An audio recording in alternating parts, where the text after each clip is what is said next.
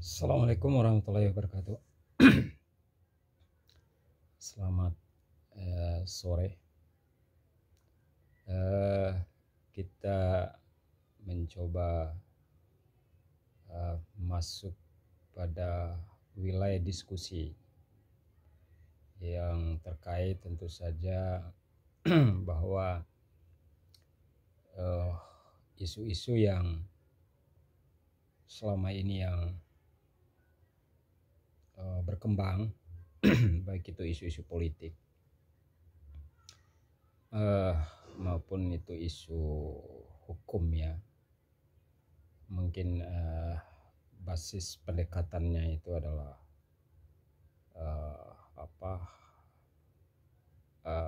legal reasoning, artinya penalaran ya kan, kaitan dengan politik maupun hukum.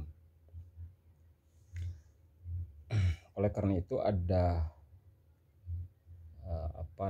satu isu diskusinya memang intens ya, kaitan dengan permasalahan politik. Tentu saja bahwa politik dengan hukum itu tidak bisa dipisahkan. Kalau pendapat si Parlon Parson dalam bukunya itu memang energisitas politik, hukum, kemudian ekonomi itu dianalogikan seperti pohon ya. Berarti ada berada dalam satu komunitas gitu kan. Meskipun ya hukum itu berdasarkan konstitusi adalah sebagai panglima di negeri ini. Tapi tentu saja bahwa kita sebagai orang hukum ya kan, ataupun orang politik ya, ketika kita mendiskusikan topik dari politik terkait dengan menghadapi pemilu 2024 tanggal 14 Februari ini. Saya tidak spesifik ya, tapi lagi-lagi sekitar beberapa hari ini kemudian itu intens ya kan, diskusi itu, baik itu pakar-pakar politik, pakar-pakar hukum ketatanegaraan, yang tentu saja menurut saya sebagai orang hukum sedikit di luar dari perspektif saya gitu. Karena mungkin ya saya kemudian memang tentu saja melalui legal reasoning ya kan, saya tentu punya riset ya di dalam melihat diskusi-diskusi tersebut gitu kan.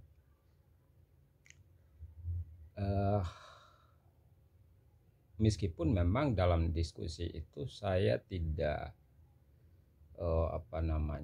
masuk pada wilayah ini salah atau ini yang benar. Saya tidak masuk pada wilayah itu. Tapi saya ingin memberikan satu perspektif saya itu. Kenapa kaitan dengan persoalan-persoalan politik ya? Ya ketika mengacu kepada norma ya kan, undang-undang gitu kan. Kalau kita mau flashback belakang, karena ini pembuat undang-undang itu atau law making process ya kan, melalui legislatif ya kan, DPR dan kemudian mungkin ya dilibatkan juga para ahli. Artinya di sini itu ada partisipasi ya kan, publik dalam rangka memformulasikan sebuah norma atau sebuah undang-undang yang tentu saja bahwa itu dalam rangka apa sih tujuannya ya, apa sih seranahnya. Nah, kalau kita mau pendekatan atau basis argumentasi kita, sederhananya itu bahwa hukum itu adalah sarana, tujuan itu adalah sebuah keadilan. Jangan lupa ini ya, meskipun memang kalau kita mau interpretasikan, nah itu tentu banyak variabel-variabel lain yang tentu kemudian supaya relevan apa yang kemudian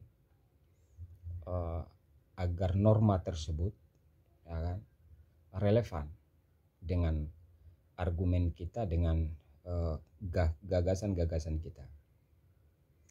Kaitan dengan misalnya katakan kaitan dengan masalah Undang-Undang Nomor 7 tahun 2017 tentang kepemiluan, ya kan, yang kemudian di situ sudah diatur norma-normanya dan lain sebagainya. Ya kan. Tapi yang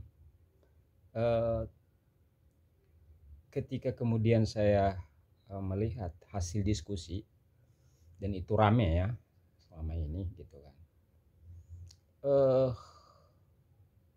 Kalau tadi yang saya sebagai prolognya tadi kan, bahwa Parlon Parson itu ya mengatakan bahwa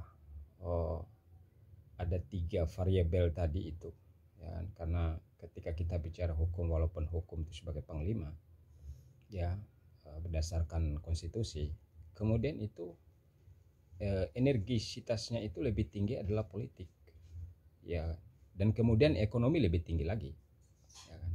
Dan itu realitas ya selama ini. Nah, tapi kalau kita dalam pendekatan kontekstual ya kan, atau legisme hukum ya kan, hanya mengacu kepada norma-norma tersebut ya kan, kemudian pendekatan norma tersebut, memang kita tidak bisa menemukan ya kan, bahwa apa sih yang sesungguhnya tujuan hukum itu ya, agar semua ya kan, masyarakat kemudian negara dalam hal ini secara komprehensif itu dalam rangka untuk mengatur ya tingkah laku, sikap dan lain sebagainya yang kemudian itu terproteksi ya kan. Dan di endingnya itu norma tersebut adalah meminta ya kan responsibility ya kan, artinya rasa pertanggungjawaban apa-apa yang kita lakukan ya kan, yang tidak relevan dengan norma tersebut. Nah, artinya kalau kita mengacu itu dengan modus operandi tadi, bahwa kaitan dengan pemilu dan lain sebagainya, tapi saya tidak bicara dalam konteks siapa yang salah dan siapa yang benar. Cuma ini kita bagaimana kita menempatkan sesuai dengan porsinya, bahwa norma itu seperti itu ya kan. Apakah norma tersebut sesuai dengan sarana tujuannya tadi, lalu kemudian sarana sesuai dengan hukumnya, lalu kemudian relevan dengan tujuan yaitu keadilan. Nah, itu sebetulnya yang kita mau bicarakan. Nah, tapi pada prinsipnya ketika kita lihat ya ketika dibentuk ya norma atau undang-undang tersebut, tentu kemudian bahwa kita tidak bisa memahami secara tekstual ya kan, atau positivistik, karena ada variabel-variabel lain yang kemudian itu saling beririsan ya kan. Kalau kita mau melihat dalam konteks keadilan, kemanfaatan, dalam konteks sosiologisnya, dalam konteks antropologinya, ya kan. Artinya di situ kan kita bicara bicara kemanfaatannya, kita bicara moral, kita bicara etis, ya. Kemudian memang di situ di dalam sebuah norma atau sebuah undang-undang itu ada value, ya kan? Ada value. Jadi ada nilai yang substansi yang tentu kemudian yang harus kita pahami. Jadi sebetulnya kalau kita pendekatan basis akademisi, ya kan, sehingga kemudian dialog atau diskusi itu ada relevan, ya, meskipun diskusi itu kan saling mempertahankan pendapat, apalagi ya katakan misalnya yang hadir itu beberapa ahli-ahli ketatanegaraan, ya kan, yang kemudian itu tidak relevan, ya kan, dengan apa yang mereka inginkan, dengan pengamatan, dengan hasil riset mereka, dengan hasil keilmuan mereka, ya kan, melihat norma itu dalam bentuk aplikasinya tidak relevan, ya kan, artinya tidak demokratis dan lain sebagainya, kan itu kalau kita mau simak substansi diskusi tersebut. Nah,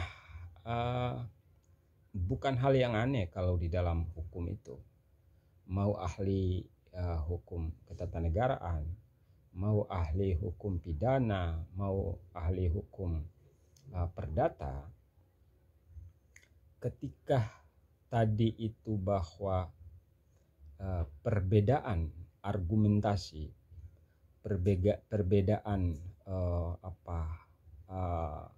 legal reasoningnya, tentu memang itu ada pengaruh variabel-variabel lain. Salah satu hal yang kecil aja, ketika dia membaca buku misalnya, ya kan, apakah kaitan dengan baca politik, membaca buku itu kaitan dengan hukum ketatanegaraan, ya, artinya bagaimana mekanisme demokrasi kita itu berjalan secara demokrasi, lalu kemudian buku-buku itu ditulis ya oleh mungkin alumni yang sama dan lain sebagainya. Ini memang ada satu variabel gitu kan, yang tentu kemudian mereka akan mempertahankan argumentasi mereka, ya kan. Karena mungkin satu alumni, lalu kemudian memang versi yang sama, dan kemudian banyak hal yang menjadi satu konsekuensi, ya kan, ketika mereka mempertahankan pendapat argumennya. Lalu kemudian memang tujuannya, ya kan, katakan misalnya dia misalnya mendukung salah satu misalnya di antara figur gitu kan, ya dia akan mencari satu titik formulasi yang relevan, ya kan, yang relevan dengan ilmu pengetahuan dia, lalu kemudian juga itu yang kemudian didukung oleh dia. Nah, sehingga kalau saya mungkin itu sebagai anekdot bahwa kalau kumpul itu orang-orang hukum itu 5 atau 10 itu pasti berbeda argumentasinya. Ya karena tadi mungkin basic akademisnya itu berbeda, mungkin berasal dari kampus A, kampus B, kampus C gitu kan. Ya kan? Itu pengaruh, ada variabel yang tentu saja yang lebih dominan di situ. Kan bagaimanapun dia akan mempertahankan, ya kan, alma maternya, akademisnya gitu kan. Nah, itu yang saya coba analisis, ya kan. Nah, kemudian kalau kita mau jujur kita sampaikan, karena hukum itu tidak dipahami secara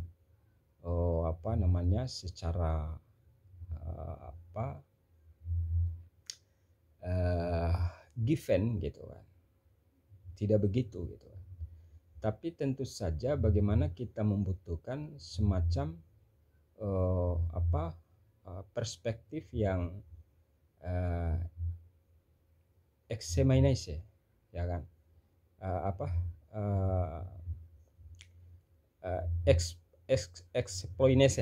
explanation, artinya ada penjelasan-penjelasan yang relevan dengan norma-norma tersebut gitu kan. Karena bagaimanapun norma itu memang kemudian memang itu dirancang ya, kemudian itu dengan berbagai perspektif ya kan. Tidak lepas juga tadi bahwa kita bicara itu tidak dalam rangka bicara hukum itu hanya positivistik, tapi bagaimana kita mengadopsi juga dari aspek keadilan, kemanfaatannya, sosiologis, antropologinya, semua itu menjadi satu dasar sehingga terbentuknya sebuah norma tersebut.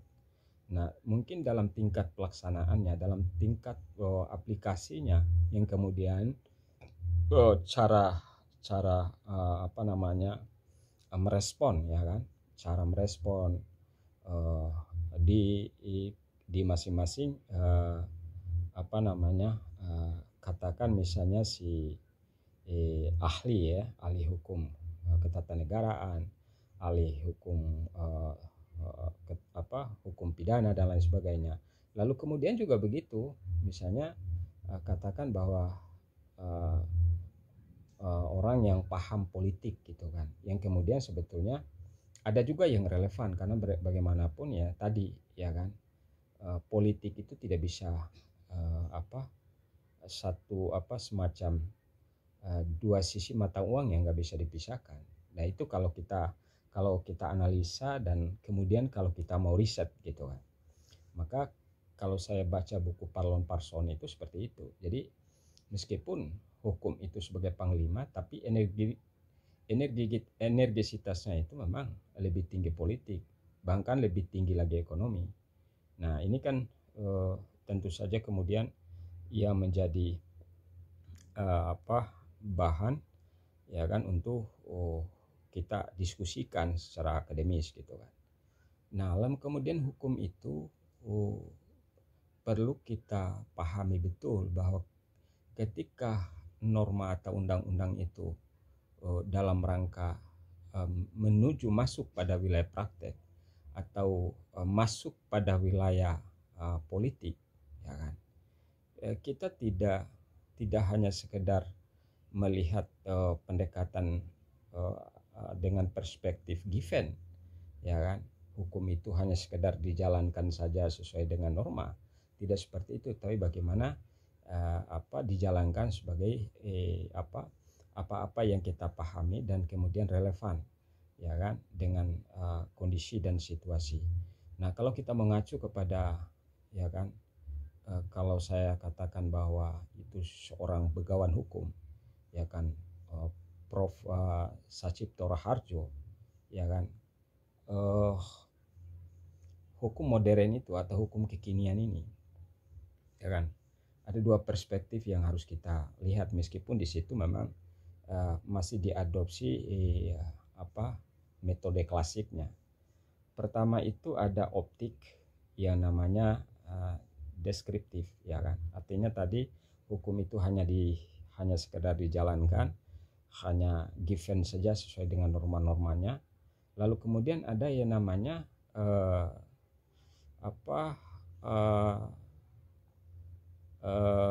lupa saya satu itu kalau nggak salah itu ya semacam explanation ya kan, explanation artinya hukum itu dibutuhkan penjelasan-penjelasan ya kan, kemudian juga tentu saja dengan parameter tadi ada variabel lain gitu kan sebagai penalaran hukumnya, yaitu bagaimana sih norma ini relevan dengan keadilan, apakah norma ini relevan dengan aspek sosiologis atau antropologi atau kemanfaatannya ya kan bagi masyarakat gitu kan, secara komprehensif. Kan itu yang harus di apa namanya, yang harus didiskusikan sebetulnya. Artinya begini, hukum itu tidak bisa dimaknai secara kontekstual atau positivistik, ya kan. Tentu harus ada variabel-variabel lain. Nah, oleh karena itu dalam tingkat diskusi itu memang teman-teman ahli di bidang hukum itu, baik itu hukum HTN atau hukum pidana dan lain sebagainya, memang mereka memang sangat paham, ya kan, apakah yang kemudian itu mereka sesuai dengan hasil bacaan mereka, kemudian mereka kira-kira teorinya seperti apa, bacaannya seperti apa. Nah, kan itu yang harus yang harus dikedepankan gitu kan. Nah, lanjut dari pemahaman setelah saya baca bukunya seorang begawan hukum itu, Prof. Sachito Raharjo gitu kan, dengan pendekatan keilmuannya itu progresif gitu kan. Jadi norma ini selain kita kita tidak kemudian memahami secara pendekatan pendekatan undang-undang, tapi di balik itu ketika kita tahap pelaksanaannya itu, ya kan, kemudian kita harus dipahami betul, karena di situ ya selain yang diadopsi, yaitu kaitan dengan masalah moral, etik, ya kan, kultur, budaya dan lain sebagainya, ya kan. Nah, ini yang kemudian yang harus dipahami, ya kan. Nah, kalau kaitan dengan persoalan itu kemudian masuk ke perspektif kita bahwa itu kalau kita mau konklusikan, ya kan, bahwa bagian dari etika dan moral dan lain sebagainya itu tidak bisa dipisahkan, bahwa itu satu kesatuan yang sudah terintegral, ya, bahwa itu adalah hukum. Nah, itu maksud saya itu. Kemudian saya pertegas lagi, saya tidak masuk pada karena bagaimanapun saya bicara masalah konteks Undang-Undang Pemilu nomor 7 tahun 2017, kemudian ada yang kira-kira ini menyentuh pelanggaran etika, pelanggaran hukum dan lain sebagainya. Saya tidak masuk wilayah itu, ya kan, saya nggak mau masuk pada itu. Tapi paling tidak ini menjadi satu edukasi kita bahwa bagaimana kita memahami hukum itu tidak secara secara kontekstual. Artinya kita memahami ketika kita baca norma itu, undang-undang itu ya seperti ini gitu kan. Tidak, ya kan. Kita harus memahami itu, ya kan. Bagaimanapun dengan membaca situasi dan kondisi ya kekinian itu relevan juga bagian dari norma tersebut. Lalu kemudian bagaimana tujuannya, bagaimana sarananya, bagaimana keadilannya, bagaimana sosiologisnya, bagaimana antropologinya, itu terintegral semua dalam undang-undang itu, yang kemudian ketika kita menjalankan itu harus relevan. Sehingga ya kan, bagaimana dengan hasil riset atau katakan sebagai legal reasoning, ya, penalaran hukum itu yang kemudian itu relevan. Nah, kalau kita mau pakai satu teori, kalau menurut saya lupa namanya, itu salah satu yang ditulis oleh mantan Mahkamah Agung Amerika itu, ya kan, ada namanya economic analysis of law, ya kan, atau dalam bahasa Latinnya itu ada ekonomi itu saya lupa itu nama bahasa Latinnya itu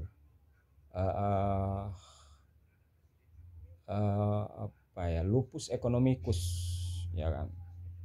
Jadi di dalam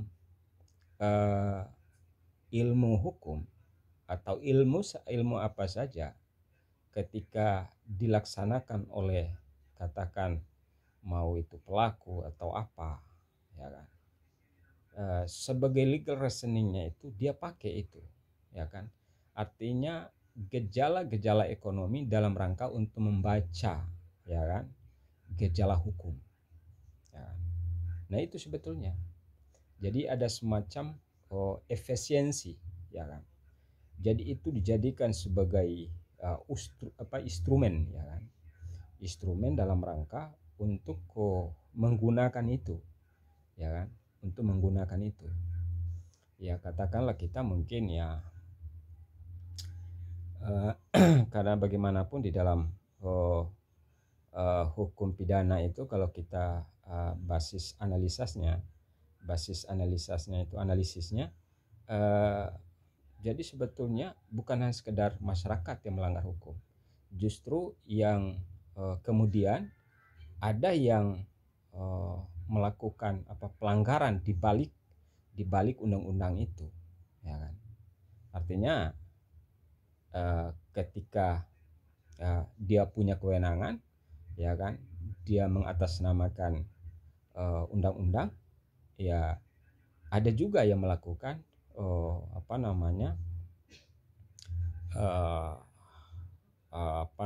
melanggar, ya kan, sesuai dengan norma-norma yang sudah ditentukan. Nah ini perspektif saya, dan kemudian saya melihat jalannya sebuah diskusi itu. Nah cuma persoalannya yang kadang-kadang yang bikin kita aneh lah gitu kan, seorang yang kemudian mungkin katakan sebagai ahli, ya kan, misalnya si A, ahli hukum tata negara gitu kan, yang mungkin selama ini keilmuannya sudah mumpuni gitu kan, tapi kemudian ketika dihadapkan dengan sebuah kepentingan, ya kan, maka ya udah, argumentasi hukumnya itu pasti dia mencari celah-celahnya dalam rangka untuk proteksi, ya kan, dalam rangka pembelaan diri gitu, atau semacam membela satu komunitas gitu kan. Nah antara lain seperti itu, ya kira-kira apa boleh atau tidak, ya kan, boleh-boleh saja gitu kan, cuman kan pada prinsipnya kita tidak pendekatan, kalau kita mengacukan ini sebagai instrumennya undang-undang atau norma tadi, ya jangan juga terlalu jauh, ya kan, menginterpretasikan atau legal reasoningnya harus relevan, meskipun ya perbedaan pendapat, ya kan, argumen dan lain sebagainya itu, tapi kan ini dua landasan yang namanya asas hukum, lalu kemudian teorinya itu nggak bisa gitu kan. Kalau ibarat kereta itu sudah ada relnya, ya kan, rel itu asas, ya gerbongnya itulah norma. Nah, kan begitu misalnya. Nah maka norma itu akan lancar ketika rel kereta itu tidak ada hambatan, ya kan, tidak ada yang rusak dan lain sebagainya gitu kan. Tapi persoalannya ketika kita menginterpretasikan norma tadi, lalu kemudian bagaimana sesuai dengan first interest, ya kan, maka ini asas ini ditabrak, ya kan, asas ini ditabrak. Sementara kedudukan kalau kita lihat secara hierarki, ya kan, bahwa asas itu lebih tinggi, kemudian norma, ya kan, norma hukum, lalu kemudian itu kira-kira seperti, karena tujuan teori itu bagaimana, ya kan, melihat sebuah persoalan hukum, permasalahan hukum yang kemudian itu didudukan, ya kan, yang sesungguhnya, yang sebenarnya, kan begitu. Lalu kemudian kalau tujuan asas, ya kan, dengan penafsiran kita, ya kan, dengan kaidah-kaidah kritis, ya kan, itu harus dengan konsisten dan koherensi, ya kan, harus dipertahankan itu, jangan sampai keluar dari rel itu gitu. Nah itu kemudian yang harus kita sebagai orang-orang hukum gitu kan, ya, yang kemudian harus kita betul-betul analisa secara secara akademis gitu kan, walaupun kita diskusi dan lain sebagainya, tapi coba deh kita lihat lagi gitu kan. Nah belum lagi kalau kita mau berdasarkan pendapatnya first step dulu, ya kan, eh, bahwa yang di kepastian hukum, kemanfaatan keadilan itu memang kalau kita lihat memang di antara tiga itu harus dikorbankan salah satu gitu kan. Nah tapi jangan lupa ya kan, kalau kita kembali kepada teori ya kan, harmonis rende gitu kan, itu bagaimana uh, klausul ya kan, histori dari undang-undang atau konstitusi itu sampai ke bawah, sampai ke undang-undang turunannya. Ini saling relevan kalau kita mau pakai itu. Artinya kalau kita mengacu kepada konstitusi, ya jangan juga sampai melewati itu gitu loh. Ya, konstitusi sudah menggarisbawahi seperti ini, ya itu yang harus dijalankan sebetulnya. Jadi ini sekedar diskusi atau kemudian masukan ya. Mungkin tetap kita ketika ada persoalan-persoalan itu terus ya kan secara intens kemudian kita diskusikan gitu kan. Karena bagaimanapun ini dalam rangka untuk menghidupkan ya kan pikiran-pikiran kita ya kan, dalam rangka untuk sejauh mana kita meneropong ya kan ya legal reasoning ya kaitan dengan hukum, baik itu hukum tata negara dan hukum-hukum pidana dan lain sebagainya. Nah itu mungkin saudara-saudaraku semua ya, mungkin kalau ada sedikit ada kesalahan dan lain sebagainya, mungkin nanti ada periode selanjutnya kita diskusikan lagi ya kan. Jadi terima kasih banyak ya kan. Mohon maaf. Assalamualaikum warahmatullahi wabarakatuh.